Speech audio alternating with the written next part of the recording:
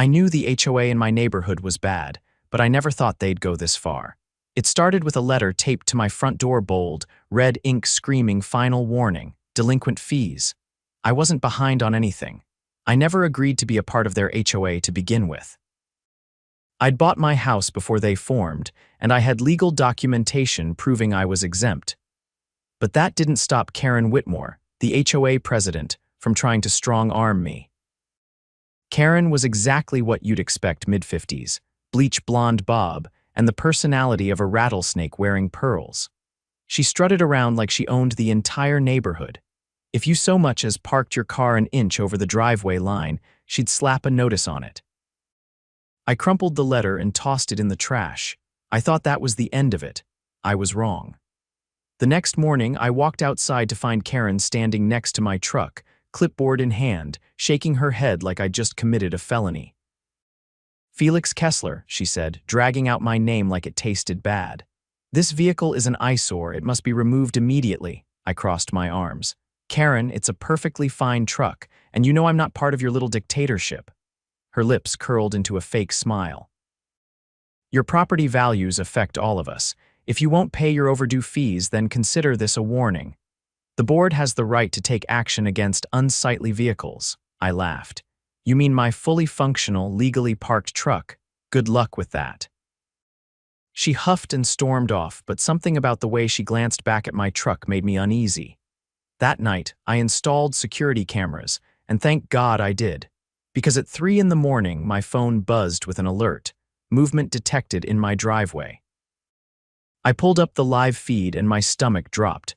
There was Karen standing next to my truck, holding a gas can. I didn't waste a second. I threw on my boots and stormed outside, phone in hand, recording everything. The second my headlights flashed on her, Karen froze like a raccoon caught in a garbage bin. The gas can in her hand tilted slightly, and the unmistakable sheen of liquid glistened on the pavement beneath my truck. She tried to recover, straightening her posture and forcing a saccharine smile. "Oh, Felix, fancy seeing you up so late," she called, voice dripping with faux innocence. I held up my phone, the screen still displaying the live footage. "Fancy seeing you trespassing on my property with a gas can in the middle of the night," I shot back. "Care to explain?" Karen's eyes darted around as if searching for an escape route. "I was just inspecting the area. The HOA has concerns about fire hazards, and I wanted to ensure your vehicle wasn't leaking anything dangerous." I stepped forward, my boots splashing in the very puddle she had created. "Oh, you mean like this gasoline right here?" "The gasoline you were just pouring under my truck." Her face twitched.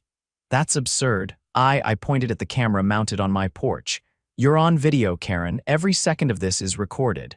Her forced composure cracked and the venom seeped through. "You think anyone will believe you?" "I run this HOA. I have connections. You're the outsider here. If I say you did this yourself for attention, who do you think they'll believe?" I let out a low chuckle, shaking my head. "You really don't get it, do you? This footage doesn't just stay on my phone. It's already backed up to a cloud server. I could call the cops right now and have them here before you can come up with another lie." Karen's bravado wavered, but she wasn't done. "Now, Felix, let's not be hasty. Perhaps we can come to an understanding." I raised an eyebrow. "An understanding? You mean like how you understand that arson is a felony?" She took a step closer, lowering her voice. "Listen, you drop this and I'll make sure the HOA overlooks certain things for you. No more fines, no more notices. We can even discuss some financial compensation." I scoffed.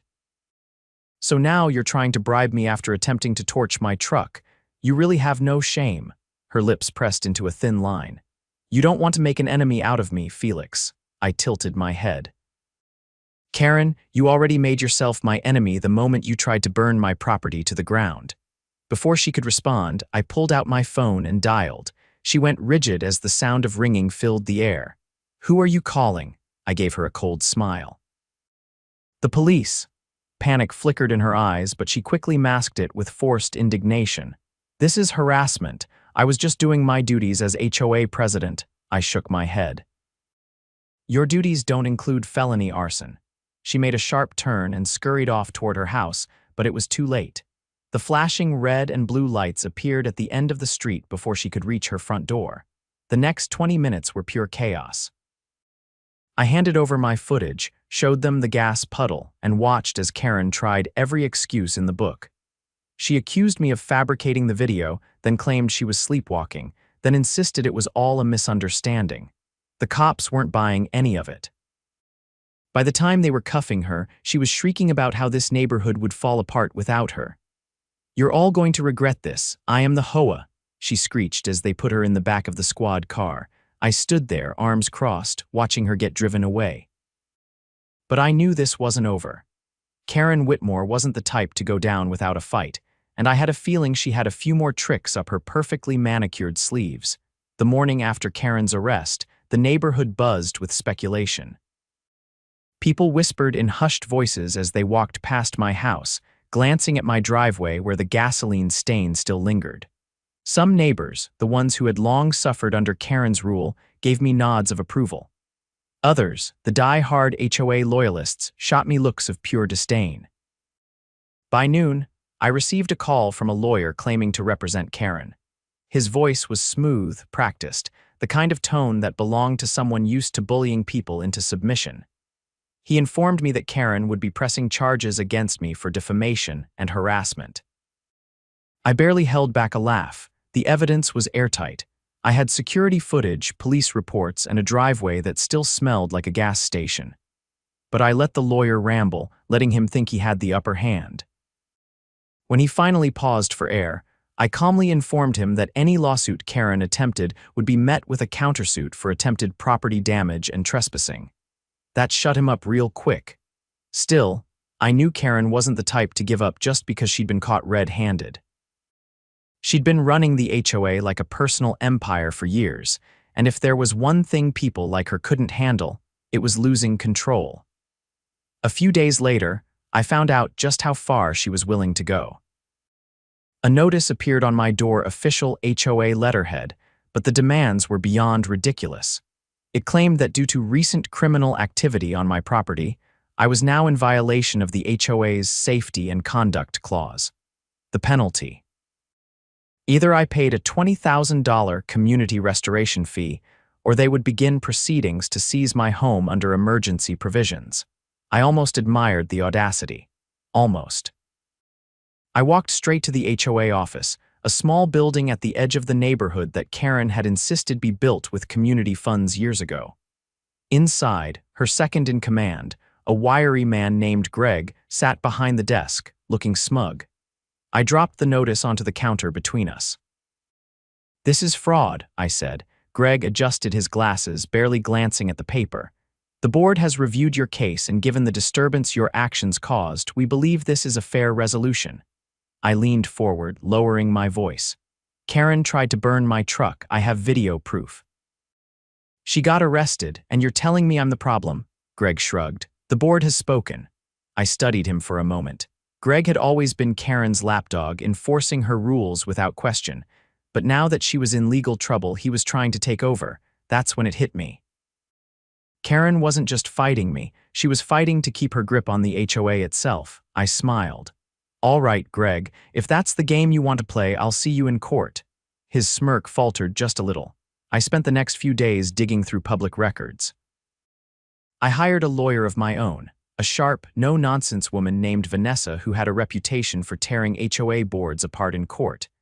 Together, we uncovered something interesting. Karen was in financial trouble. Deep trouble. She had taken out multiple loans, likely using HOA funds as collateral. If she lost her position, she'd have no way to pay them back. Worse, her house was already in pre-foreclosure. Karen had been playing queen of the neighborhood while drowning in debt. I saw my opportunity. Through a few well-placed inquiries, I managed to buy the lien on her house. It took some legal maneuvering, but within a week, I was the official holder of her debt. And just like that, I owned her home. The day the foreclosure was finalized, I waited outside her front door, keys in hand. When Karen arrived, fresh from a meeting with her lawyer, she stopped in her tracks at the sight of me standing on her porch, her eyes narrowed. "What are you doing here?" I jingled the keys. "I own this house now." The blood drained from her face. "That's impossible." I pulled out the official documents and handed them over. She snatched the papers, scanning them with shaking hands. "This is fraud," she hissed. I leaned against the porch railing. "No, this is what happens when you try to set someone's truck on fire and then double down on stupidity." She looked up, fury burning in her eyes. "You can't do this." I crossed my arms. "Actually, I can, and I already did. You need to vacate the premises immediately." For the first time since I'd met her, Karen looked genuinely lost. The bravado cracked, and for a moment I thought she might actually beg. But then, like a cornered animal, she lashed out. "I'll fight this," she spat. "I'll take it to court."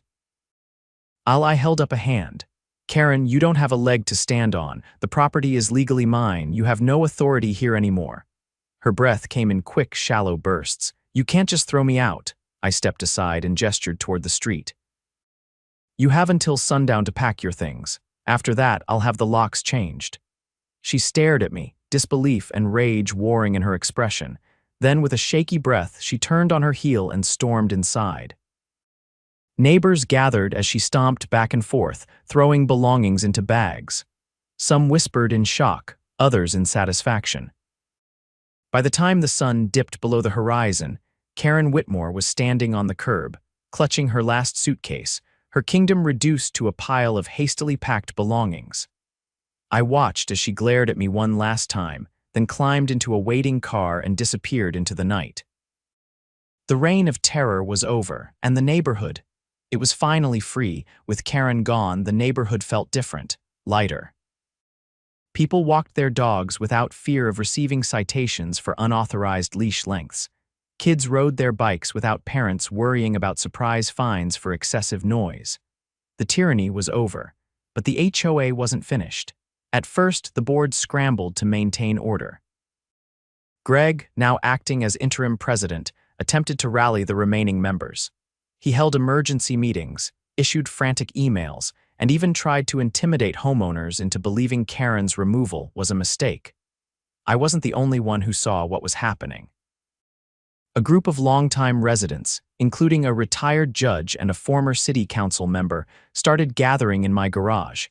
They'd been waiting for a chance to dismantle the HOA's iron grip, and now, with Karen out of the picture, they had their opening. The first step was exposing everything.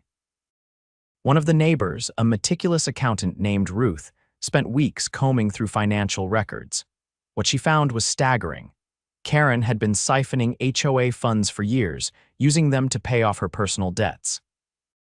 Greg had helped cover it up, signing off on fraudulent invoices and bogus expenditures. We compiled everything into a report and took it straight to the district attorney. The fallout was immediate. Greg was the first to go. The moment the financial corruption was made public, he resigned, claiming ignorance. But ignorance wasn't a defense, and when the authorities started looking into his role, he vanished overnight. No one saw him again. With the board in shambles, we called for a vote to dissolve the HOA entirely. It wasn't easy. The die-hard supporters fought tooth and nail, insisting that the neighborhood would crumble without their guidance. But the evidence was overwhelming.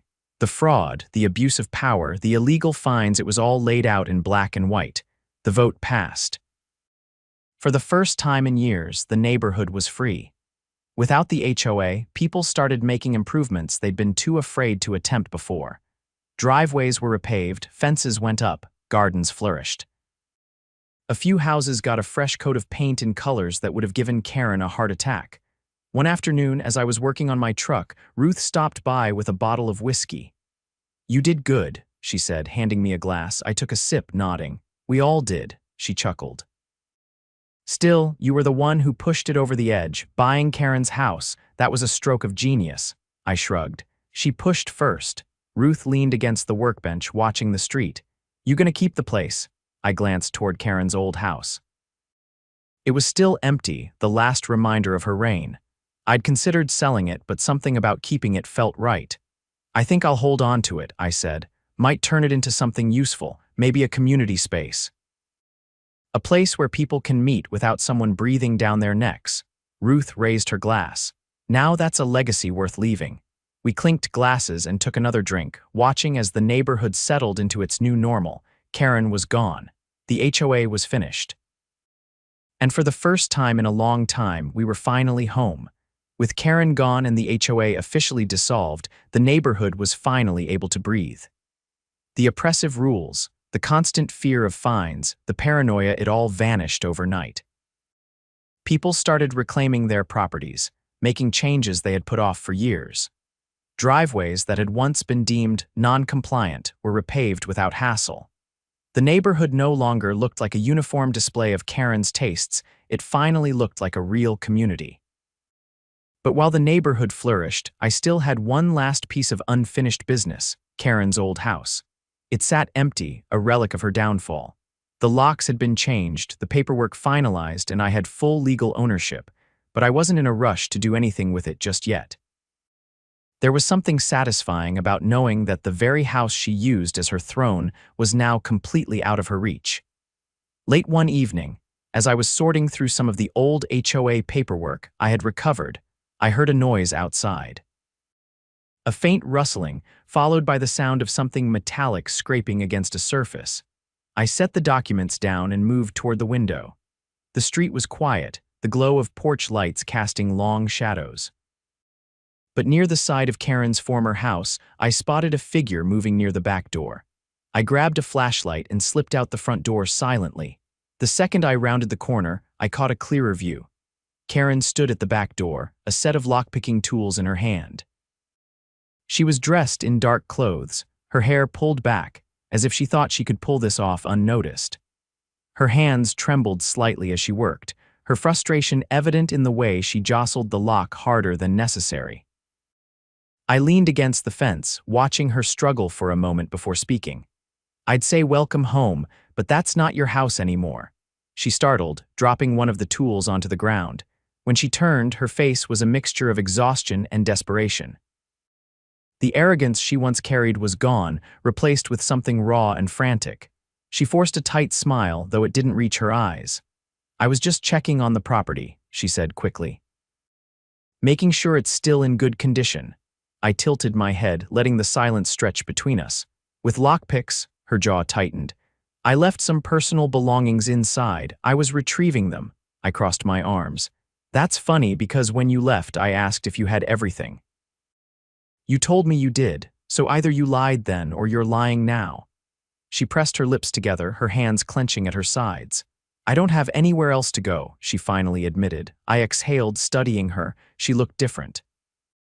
The sharp, polished woman who once ruled the HOA was gone. In her place was someone who had lost everything and was now trying to claw back whatever scraps remained. But sympathy wasn't something I was in the mood for. "You brought this on yourself," I said. "Every scheme, every fine, every time you abused your power, you did that. And now you're here, breaking into a house you no longer own because you didn't think the rules applied to you." Her eyes flashed with something bitter. "I built this neighborhood," she shot back. "Everything you people enjoy, the clean streets, the uniformity, the order, that was me." I shook my head. "No, Karen, what you built was a prison, and now that you're on the outside, you don't know how to function." She let out a sharp breath, looking away. For a moment, I thought she might try to argue again, to pull some last-ditch excuse or demand sympathy. But instead, she did something unexpected. She turned and walked away, no parting words, no threats, just silent retreat. I watched as she disappeared down the street, her shoulders hunched. The next morning, I changed the locks again, just to be safe. Days passed, and Karen remained unseen.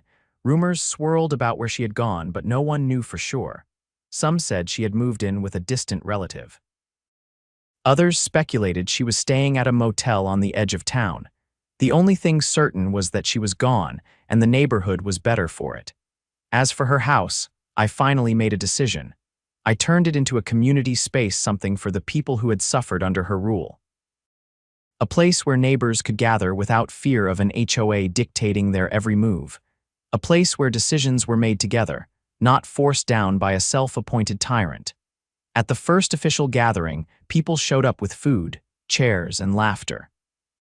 Conversations flowed freely, and for the first time in years, there were no complaints, no threats of fines, no absurd rules hanging over anyone's head. It was the neighborhood we had all wanted. And as I stood there, watching families reconnect, Watching people finally feel at home in their own community, I realized something. Karen had spent years trying to control this place. She had built her power on fear and manipulation. But in the end, the one thing she had never been able to control was what happened after she was gone. And that was the sweetest victory of all. In the weeks that followed, the community space flourished. What had once been Karen's private fortress was now the heart of the neighborhood, buzzing with life. Families gathered for weekend cookouts, kids played in the yard without fear of arbitrary rules, and neighbors who had once kept their heads down now spoke freely. The transformation was undeniable. The iron grip Karen had maintained for years had been shattered, and in its place, something better had taken root. But just when I thought the past was behind us, a familiar shadow reappeared. One evening, as I was locking up after a neighborhood gathering, I noticed a figure standing just beyond the streetlight's reach. The shape was unmistakable Karen. She hadn't been seen in weeks, and by the looks of her, those weeks hadn't been kind. Her usual pristine appearance was gone. The sharp suits, the perfectly set hair, all of it replaced by something more disheveled. She stepped forward, her movements slower than before, like she was dragging the weight of her loss with her. Her expression wasn't the smug confidence she had worn for years. This time, it was something else entirely. She stopped a few feet away, her gaze flickering across the yard that had once belonged to her. The laughter from earlier still echoed in the air, the scent of grilled food lingering. For a long moment, she said nothing. Then finally, she exhaled and met my gaze. "I didn't think you'd actually do it," she admitted. I kept my stance firm, watching her carefully. "You didn't think I'd follow through?" She shook her head slowly. "Not like this." Her eyes darted toward the house, toward the porch where neighbors had gathered just hours ago. There was a strange look in them, not anger, not even resentment, but something closer to disbelief. "You turned it into something else," she continued. "I never thought." She trailed off, as if unable to finish the thought. I studied her, waiting for the inevitable attempt to twist the situation in her favor, but it didn't come. "You thought you'd always be in control," I finally said. She didn't argue. "I built this place," she murmured, more to herself than to me. "I made the rules. I kept everything in order." I shook my head. "You didn't build a community, Karen. You built a kingdom where only you had power." She flinched slightly, but she didn't deny it. For the first time, she seemed to truly see what had happened. The house she had once ruled from was now a place where people gathered without fear. The neighborhood she had policed with an iron fist was thriving without her. She had lost everything, not just the title, not just the house, but the control she had clung to for years. Her throat tightened. "I don't know what to do now." It wasn't a plea. It wasn't even a request for sympathy. It was just an empty statement, spoken by someone who had spent so long controlling others that they had no idea how to exist without that power. I didn't offer comfort. That wasn't my job. Instead, I let the silence stretch between us. Karen finally took a slow step back, her shoulders slumping slightly. "I just wanted to see it one last time," she admitted. I gave a single nod. She lingered for a moment longer, then turned and walked away. There was no dramatic exit, no final declaration of vengeance, no demand for restitution. Just quiet footsteps fading into the night. I watched until she disappeared into the distance. Then, without another thought, I locked the door and walked inside. Karen Whitmore was gone. And for the first time in years, the neighborhood was truly free.